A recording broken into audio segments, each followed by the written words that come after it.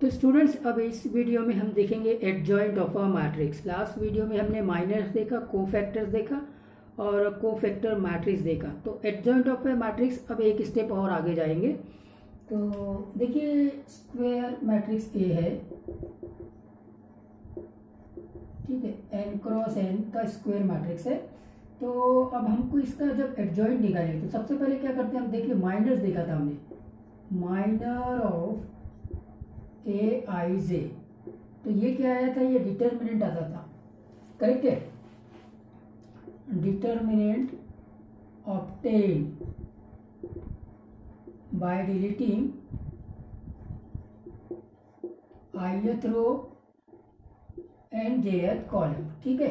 ये ऑलरेडी हम लोग देख चुके हैं। एक्चुअली में सब मैट्रिक्स आता था, deleting ith row and jth row के बाद में जो सब मैट्रिक्स आता था उसका हम डिटर्मिनेंट लेते थे, जिसको हम माइनस बोलते थे, करेक्ट है। फाइन, तो इसके बाद में इसको हम रिप्रेजेंट करते थे एम आई जे से, और फिर आता था ए आई जे। ए आई जे मतलब कोफैक्टर, कोफैक्टर ऑफ ए आई जे। ये एलिमेंट का कोफैक्टर है जो -1 की पावर आई प्लस जे इंटू एम आई जे होता था, करेक्ट कि नहीं, ठीक है सब, ये भी देखिए। और फिर हमारे पास में मिलता था कोफैक्टर मैट्रिक्स। कोफैक्टर मैट्रिक्स कैसे निकालते थे, तो ये जो कोफैक्टर्स है उनसे मैट्रिक्स बनाते थे, है ना। A13, A21, A22, A23, A31, A32 और A33, ये सब के सब कोफैक्टर्स है। आप इसको ऐसे भी लिख सकते हैं, ए आई जे, करेक्ट है, n क्रॉस n। ये आपका बन गया कोफैक्टर मैट्रिक्स। अब ये कोफैक्टर मैट्रिक्स के बाद अब हमारा नेक्स्ट स्टेप है adjoint of A square matrix. तो एडजॉइंट कैसे निकालेंगे, एडजॉइंट ऑफ मैट्रिक्स ए, जिसमें ए एक स्क्वायर मैट्रिक्स है, is transpose of cofactor matrix. Cofactor matrix बना लीजिए और उसका ट्रांसपोज ले लीजिए तो वो एडजॉइंट होगा। तो फाइनली आपका adjoint A D J, adjoint of A, ये आपका मैट्रिक्स बनेगा A11, इसका ट्रांसपोज ले लीजिए, इसका ट्रांसपोज A11, A12, A13 और ये लाइक दैट।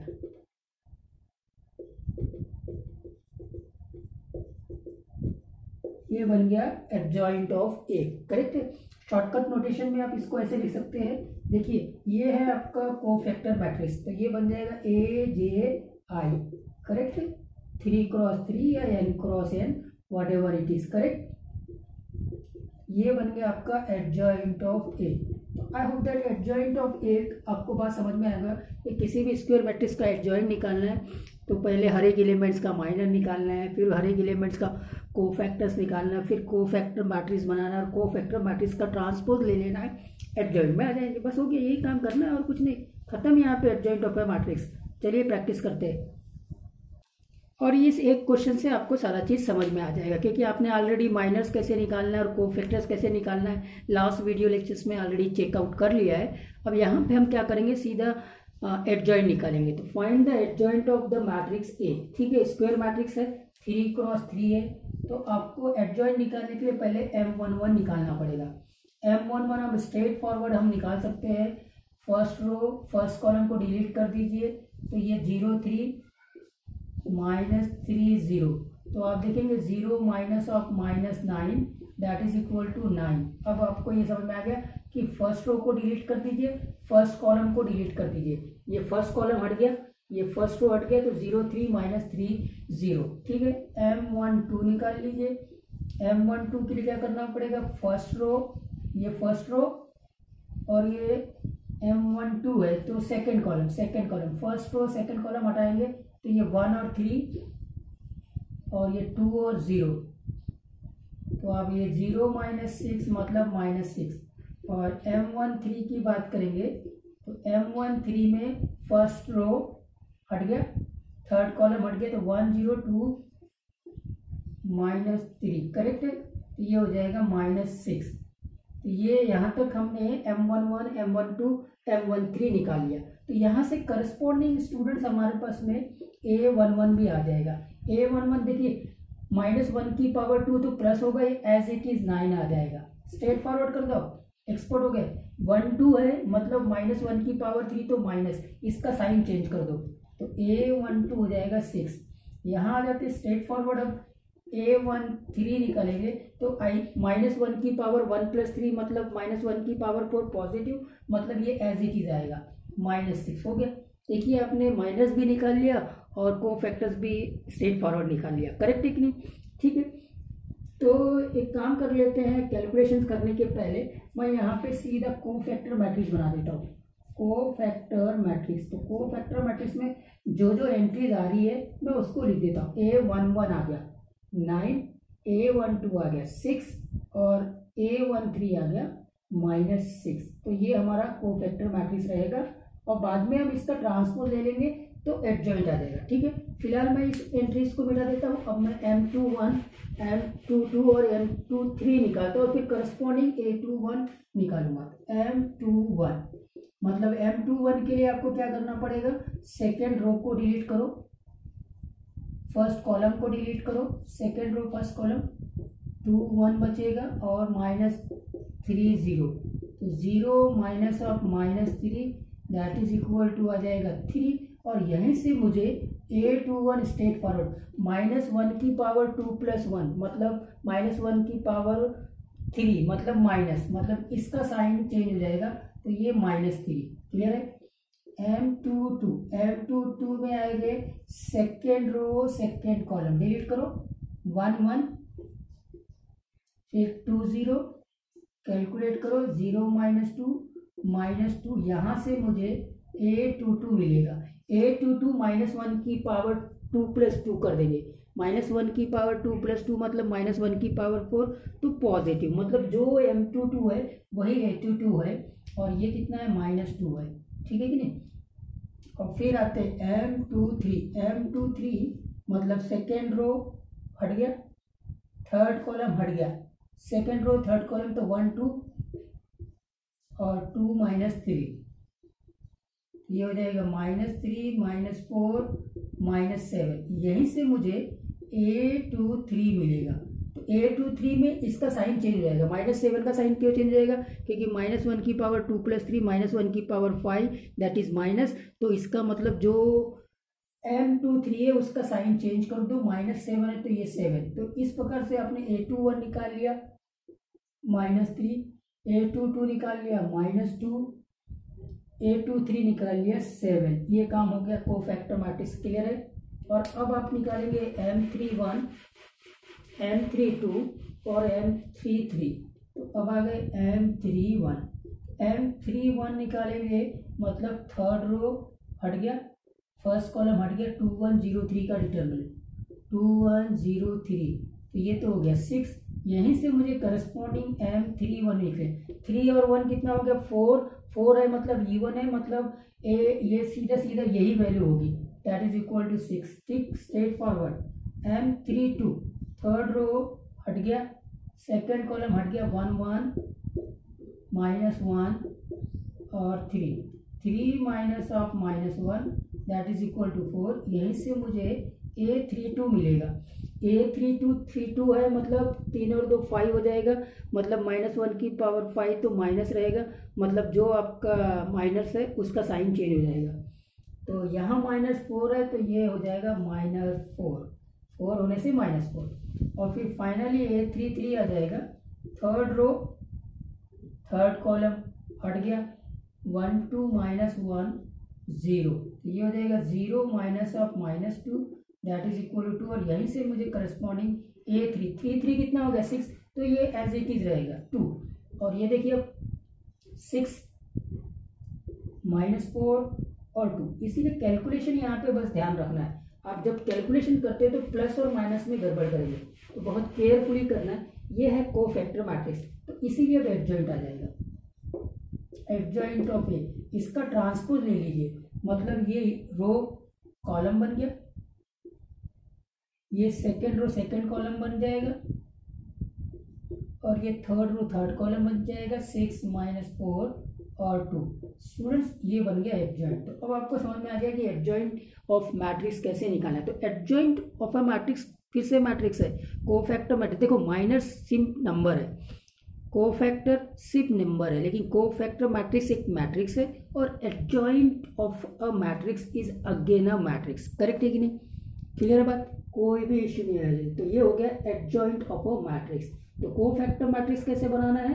ये बन गया कोफैक्टर ऑफ एलिमेंट्स, और फिर उस कोफैक्टर मैट्रिक्स का क्या ले लेना है? ट्रांसपोज। तो आपको मिल गया adjoint of A.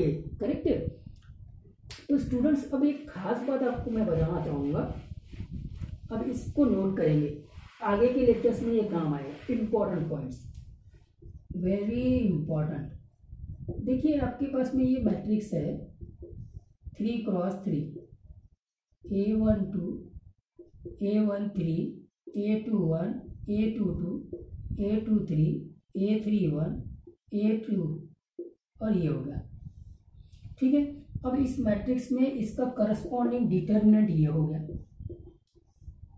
A11, A12, A13, A21,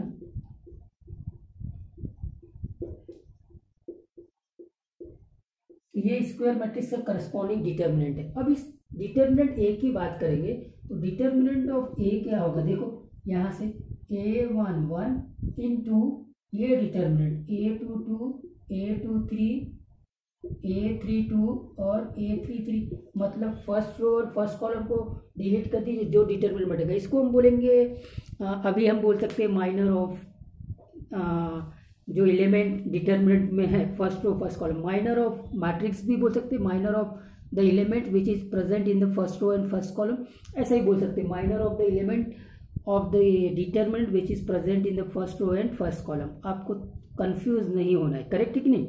fine. तो जैसे मैंने बोला था कि माइनर्स और कोफैक्टर्स जो होते हैं वो एक्चुअली में एक नंबर्स होते हैं जो कि ऑब्टेन होते हैं by deleting ith row and jth column, और जो वो सब मैट्रिक्स बनता है उसका हम डिटर्मिनेंट लेते हैं। करेक्ट है? फिर इन जनरल हम यही बोलने लग जाते हैं कि the determinant obtain by deleting the ith row and jth column. तो ये बोलने के तरीके और लिखने के तरीके दोनों प्रॉपरली अंडरस्टैंड होना चाहिए।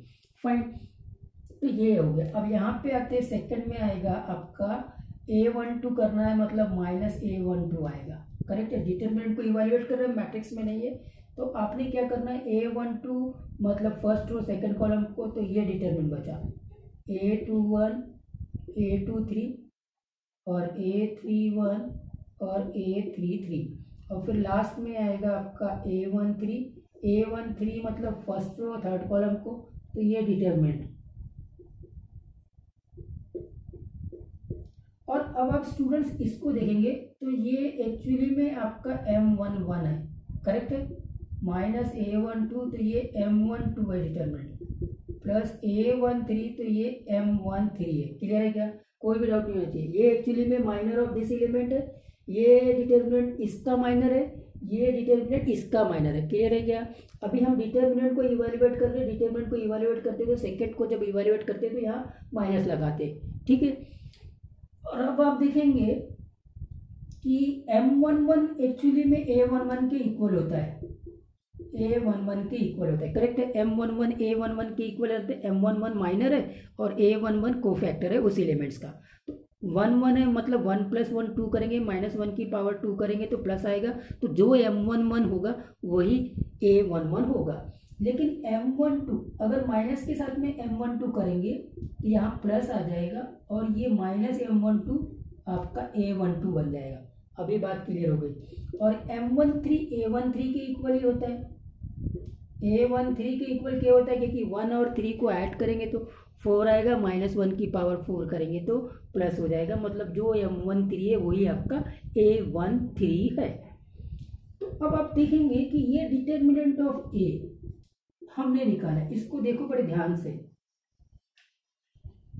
कि ये मैट्रिक्स A है, तब इसका जो डिटर्मिनेंट A है वो एक्चुअली में जो फर्स्ट रो के एलिमेंट्स है, इस फर्स्ट रो के एलिमेंट को उसके करस्पॉन्डिंग कोफैक्टर एलिमेंट से मल्टीप्लाइड किया है, प्लस फर्स्ट रो के जो सेकंड एलिमेंट्स है मतलब A12 को उसके करस्पॉन्डिंग कोफैक्टर से, फिर थर्ड एलिमेंट को उसके करस्पॉन्डिंग कोफैक्टर से मल्टीप्लाइड किया है, तब जाके मुझे डिटर्मिनेंट मिला है। तो ये फर्स्ट रो के अलाउंग में मैंने इसको एलॉबरेट किया है डिटर्मिनेंट को। इनफैक्ट डिटर्मिनेंट को हम फर्स्ट रो के अलाउंग में फर्स्ट कॉलम के अलॉन्ग में या सेकेंड रो के अलॉन्ग में या थर्ड रो के अलॉन्ग में या सेकेंड कॉलम या थर्ड कॉलम, किसी के भी अलॉन्ग में, मतलब 6 तरीके से हम डिटर्मिनेंट्स को एलॉबरेट करते हैं। करेक्ट है कि नहीं? तो फाइन, तो अब आपने देखा ये डिटर्मिनेंट ऑफ ये बहुत इंपॉर्टेंट है, लेकिन नोट करने लायक पॉइंट क्या है वो देखना, बहुत इंपॉर्टेंट रोल प्ले करने वाला है। जो एलिमेंट उसी का कोफैक्टर, जो एलिमेंट उसी का कोफैक्टर, जो एलिमेंट उसी का कोफैक्टर, और ये जो एलिमेंट्स है वो या तो फर्स्ट रो के हैं या फिर सेकंड रो के होंगे या थर्ड रो के होंगे या फर्स्ट कॉलम के होंगे या सेकंड कॉलम के होंगे या थर्ड कॉलम के होंगे। तो इसका मतलब डिटर्मिनेंट ऑफ ए को मैं ऐसे भी लिख सकता हूँ। चलिए अब इसके अराउंड में मैं एलॉबरेट कर रहा हूँ। तो यहाँ आएगा A21 तो करस्पॉन्डिंग A21 प्लस A22 तो करस्पॉन्डिंग A22 प्लस A23 तो corresponding A23। I hope that आपको बात समझ में आ गई होगी। तो जो एलिमेंट्स है उसी का करस्पॉन्डिंग कोफैक्टर्स होना चाहिए, और जो एलिमेंट्स हम कंसिडर कर रहे हैं तीनों एलिमेंट्स, वो या तो फर्स्ट रो के हो या सेकंड रो के हो या थर्ड कॉलम के हो या फिर थर्ड रो के हो या फर्स्ट कॉलम के हो या सेकंड कॉलम। सही है? समझ में आ रहा है कि नहीं बात? हाँ, करेक्ट। तो स्टूडेंट्स इस प्रकार से हमने इस डिटर्मिनेंट को इवेल्युएट किया। तो इसका क्या इंपॉर्टेंस है नेक्स्ट लेक्चर में पता चलेगा। इसमें हमने एडजॉइंट ऑफ अ मैट्रिक्स कैसे निकालते हैं। एडजॉइंट ऑफ अ मैट्रिक्स एक मैट्रिक्स है, नोट करिएगा, ठीक है। माइनर्स एक एलिमेंट्स का एक नंबर है, करेक्ट। एक कोफैक्टर एक एलिमेंट्स का नंबर है, लेकिन उन नंबरों से कोफैक्टर मैट्रिक्स बनाते हैं और उस कोफैक्टर मैट्रिक्स का ट्रांसपोज लेते हैं तो एडजॉइंट ऑफ अ मैट्रिक्स निकलता है। तो वो जो मैट्रिक्स है एडजॉइंट ऑफ अ मैट्रिक्स, वो एक मैट्रिक्स है जो कि ट्रांसपोज करने से बना है, किसके? कोफैक्टर मैट्रिक्स के, ठीक है। और फिर हमने किसी स्क्वायर मैट्रिक्स के डिटर्मिनेंट को उसके एलिमेंट्स और करस्पॉन्डिंग कोफैक्टर्स के टर्म्स में कैसे लिखना है वो देख लिया कि this is the determinant of this square matrix which has been written in terms of the elements of the first row and the corresponding cofactor of that elements. Correct है कि नहीं? तो देखो A11 तो A11 प्लस A12 तो A12 plus A13 A13। अब last point मैं आपको नोट करा देता हूं।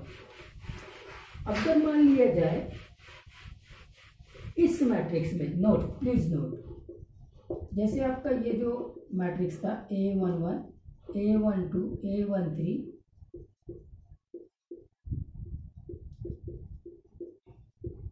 ठीक है।